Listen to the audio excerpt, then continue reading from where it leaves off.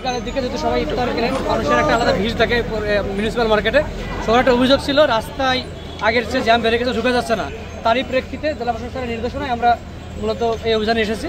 এই অভিযানে এসে বিভিন্ন ফুটপাতে যে যারা অবৈধভাবে দখল করেছিল তাদেরকে আমরা উচ্ছেদ করে দিচ্ছি বা সরিয়ে দিচ্ছি বা কাউকে জরিমানা আওতায় এনেছি। ধন্যবাদ।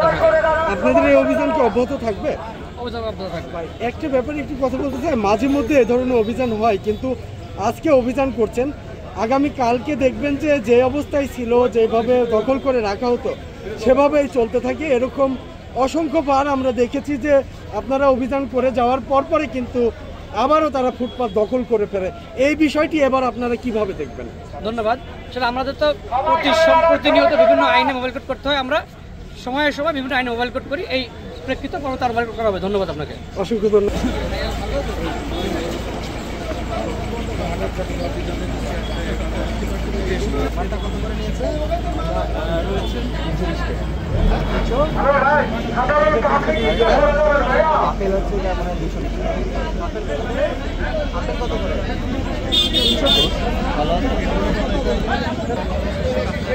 দাম কত করতে লিখে দেখান, আপনারা যে কিনে এনেছেন চালান আছে।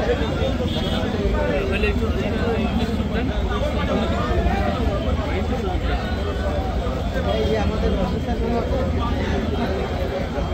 আনটা কিনেছেন কত?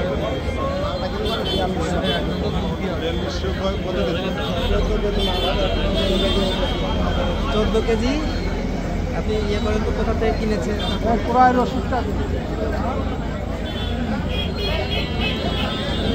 কত করে কিনেছেন? এটা কিনা 4200 মালটা। 14 কেজি কত? 4200।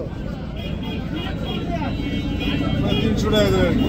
আরো এমনি 10 টাকা 20 টাকা দাম থাকতে আমরা 10 টাকা এমনি কম দিয়ে যাচ্ছি। ভেরিফাই করেন। এখানে কত?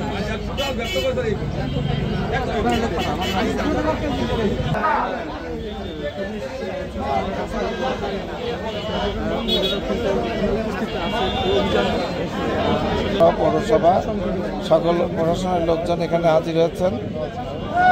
160 কেজি 80 কেজি 160 কেজি কি তরমুজ? তরমুজ এটা ওইটা 10,900 কে 240 করে ভাগ করুন।